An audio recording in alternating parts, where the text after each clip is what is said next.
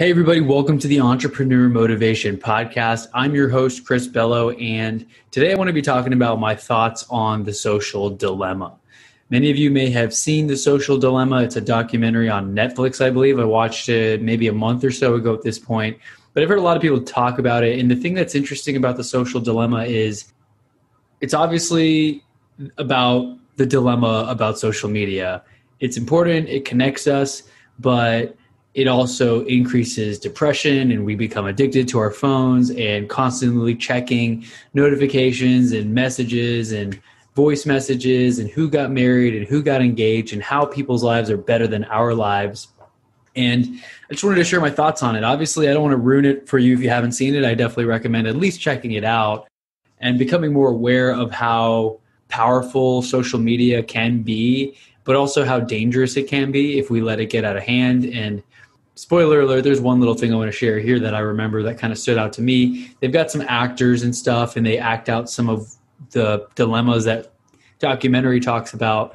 And there's one girl who looks like a young middle school or elementary school girl who posts a picture on social media. And again, this is all like acted out, but these are actually things that happen. And she posts the picture and a couple comments come in. Oh, you look so pretty. You look so cute. Oh, I love that thing. Whatever. I can't even remember what it was exactly about. But then somebody comments, you have huge ears, like with an elephant emoji. No matter how many positive comments there are on that picture, the one about the elephant ears stands out to her. And like it shows her in the bathroom looking at her ears, thinking that they're big. And that's a problem, you know? People growing up shouldn't be so concerned about these things. I mean, me personally, I just turned 30 this year in 2020 in August, and I didn't get a cell phone. I think I got a flip phone that had basic stuff like Snake on it, and I could send a text message, but the photo was terrible, and I had to buy a ringtone. I mean, I remember so old school. I had a little Nokia flip phone, a little gray phone. Can't even remember the model. But I think I got that junior year of high school because I kind of needed it to call my parents whenever they were going to pick me up before I got my first car, maybe sophomore year possibly. And now people are getting smartphones in like first grade, second grade. I don't know. I see little kids with like baby tablets of some sort where they can at least watch some shows and stuff. But worse off, you see kids with YouTube. If you remember seeing that one thing, I forgot the name of the video, but it was some crazy video going around. And that's why YouTube has all these different rules, whether or not a video is made for kids, because some crazy, scary video with some skeleton-looking person was going around, and it kind of looked like it was a kid, like it was in a kid's video or something. And apparently this voice was telling kids to like cut themselves and like kill themselves, or the monster was going to come for them or something. I don't know. That's not really about the social dilemma. The social dilemma talks more about the addiction, but still there's so much crazy stuff that can happen on social media. I mean, I remember watching, if you've ever played video games, Twisted Metal. I was a young kid playing Twisted Metal 3, I think, and it's a fun game, and I remember enjoying it, and I love rock music and metal sometimes, so like some of the soundtracks were pretty cool. And I was listening to some of the Twisted Metal soundtrack the other day, and like Rob Zombie, they got a couple of great songs and stuff on there if you just want to jam out and get a workout in or something. But I remember as a kid watching the storyline in the video game. The Twisted Metal thing has like this clown looking face with like his hair on fire. And there's some story about him like being in prison and losing his family. And he like sold his soul to get this power and break out or something. And that was freaking scary as a kid, right? Like you kind of have nightmares about it, like crazy clown with sharp teeth breaking out of prison with flames on it for his hair. So yeah, like that kind of stuck with me. Who knows how that impacted me? Maybe I lost sleep over it. I don't know. It was a fun game, and I'd love to play it now. I mean, if I were into video games, but there's a lot of things that can be happening subconsciously that we're not aware of. But more importantly, the social dilemma talks about our addiction, where we're constantly thinking, like looking over to the phone. I've talked about this on previous episodes. Who's texting? Who's calling? What was the voicemail? What was the message? What did I miss out on? Am I missing out on something important? And it's an addiction for sure, because you're constantly wondering, you're looking for that dopamine hit. And the thing is, the kicker is that the social media companies know that this how it works psychologically. We're constantly looking for that approval, for people to like our stuff, to heart our stuff, for approval on what we post. Congrats, Chris, super happy. You type congrats even on iPhone or on social media, and like balloons pop up and it makes a little noise. And so it's very interesting to see how everything we do is being monitored, and they're learning from how long are we staying at stuff. Apparently, even when you're scrolling through Instagram, how long you stay on a certain picture affects the algorithm, because they can tell, were you interested? Did you kind of look at it? Did you click into it? How fast did you click out of it? Did you just glance for a second and continue to scroll? If so, it's not going to show you that kind of content as often. It's really crazy to see how many different things they track. And I was looking up a couple of articles just to see if I can get a little more content to bring to you about what other people thought about it as well. And obviously, other people said it's an insidious thing that underlies social media. It brings to light a slingshot to a nuclear war. So we're learning that our brains are being manipulated and even rewired by algorithms that are designed to get our attention and make us buy things, including buying into distorted ideas about the world, ourselves, and each other. So you'll notice that your phone, Facebook or LinkedIn, they will message you, and it's crazy how they portray it in the skit. It's got the guy like as an avatar, like a real human, but it looks like he's a doll, and he's just looking at all the social media stuff that the controllers of the social media platforms are delivering. And he looks over here, and then he sees this girl that he likes is dating somebody else, and now he's sad and feels depressed, and he can't focus in sports because he's just like so distraught about that. And then he hasn't logged in for a while. He's had his phone away, and the social media companies send a little text to like, hey, so-and-so just got in a relationship, or such and such happened, which causes you to want to see it. And you open your phone, now you're sucked in. Maybe you see an ad that's retargeting you, and you click on another ad. So the platform is making advertising money. And you can see how it's an endless and crazy loop at times. I saw another article that I was reviewing saying that, yeah, it was interesting to highlight what's crazy about social media, but it didn't really offer any solutions. It even has founders of companies saying like they wouldn't even let their own kids use social media because they know how dangerous it is. And the statistics show like increasing suicide rates and depression and all kinds of stuff. But there's no solution to it, I guess, other than not using it at all. And I did see several people that I know who mentioned, hey, I watch this, I'm deleting all these social media apps, or I'm going to make an effort to reduce how much time I spend on these apps.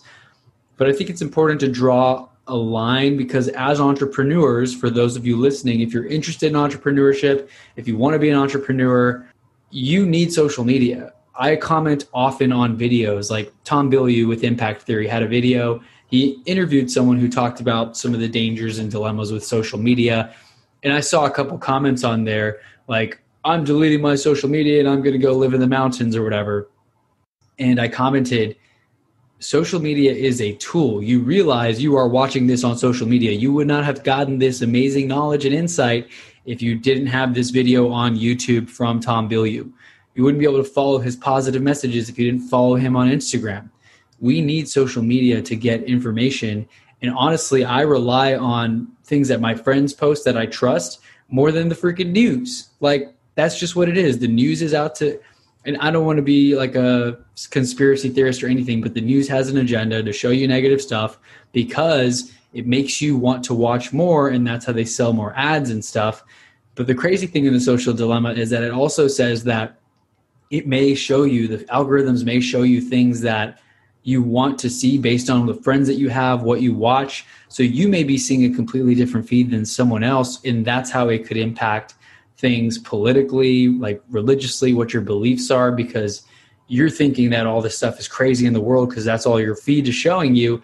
Someone else may think something completely differently because their feed's showing them something else. And I guess that's why there's been all the stuff with censoring and removing false information, because the stuff that goes viral is stuff that sometimes is maybe fake or old or recycled. I don't know. I don't know what's real and what's not anymore. That's the sad thing about the reality of today. But these videos, my understanding is that they get more shares, they get more views, they get more likes, and then more people start to see this and it starts to spread. And that's kind of how that things get out of control. And now you're not really sure what's real and what's not anymore. And then this other article says Social Dilemma ends with interviewees exhorting viewers to change the conversation around technology. So I don't know what that is. I don't know what the solution is. Another article here says the film's biggest mistake is a poorly conceived dramatic reenactment of some of the perils of social media. So we may question whether audiences are able to absorb any old media narrative requiring sustained attention without the positive intermittent reinforcement of a like button to click. Even in the world of the attention economy, this film has some worthwhile suggestions, including taxing the data assets of social media companies, and be sure to stay through the credits for some clear, simple rules parents can adopt. That's funny. Ends with, now you'll have to excuse me, I have to go delete Twitter from my phone. So it is a dilemma. Like, damn, I'm not going to be super hardcore and delete everything off of my phone. But at the same time, I'm aware that it's a tool, that I can't look at what other people have and be jealous because that will make me unhappy. I may have had all these accomplishments, but maybe I see someone else had more. And that makes me frustrated. And that makes me sad because they got successful faster than I did. So I need to not compare. Instead, I need to reframe. And this is kind of something like personal development work that you've got to do to be able to balance the addictions and the craziness of social media with actually being positive and staying positive and using it well.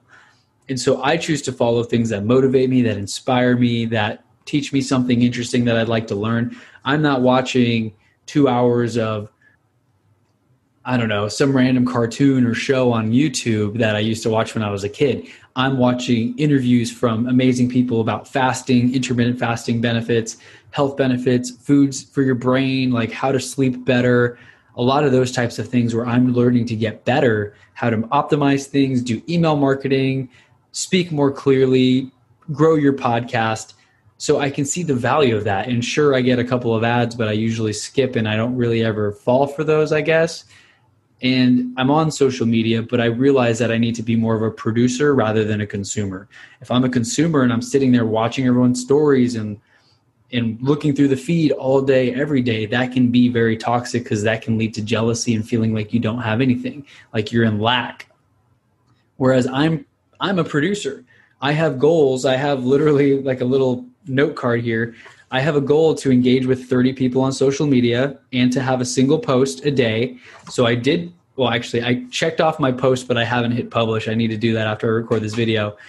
I am going to publish that post. I've already got 15, 16, 17, 18 social media engagements. I have a goal to do 30 to have meaningful conversations, reply to stories, show support on someone's page when they're having a baby or getting married, and just staying top of mind.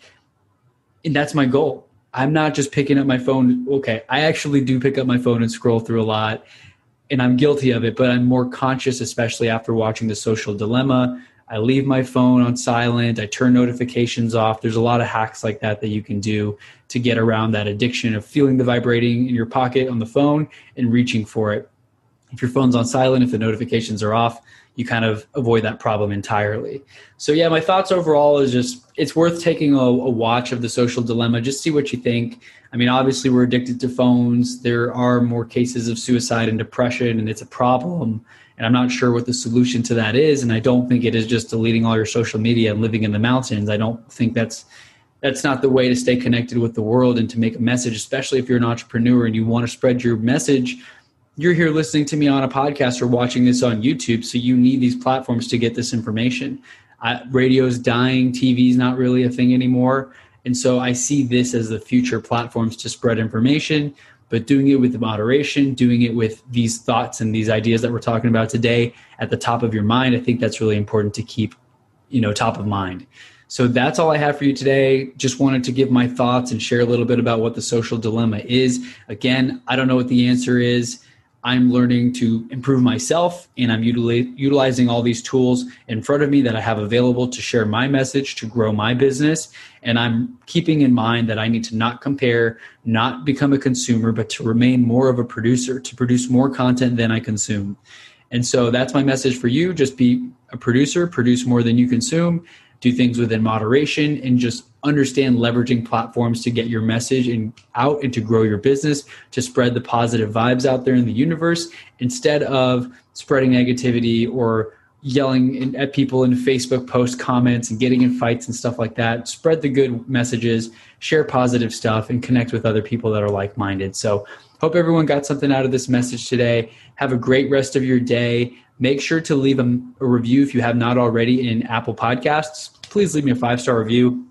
I don't think I've gotten any new reviews in a while, so it'll really help me out if you can go and leave a quick review just as a thank you. And if you ever want to connect, reach out to me on Instagram. My IG is chrisbello09. I do my best to reply within reason to requests and replies and questions. And if you've got any topic ideas you want me to cover, happy to entertain those as well. So have a great rest of your day and week, and thank you so much for listening to the Entrepreneur Motivation Podcast. Catch you in the next episode.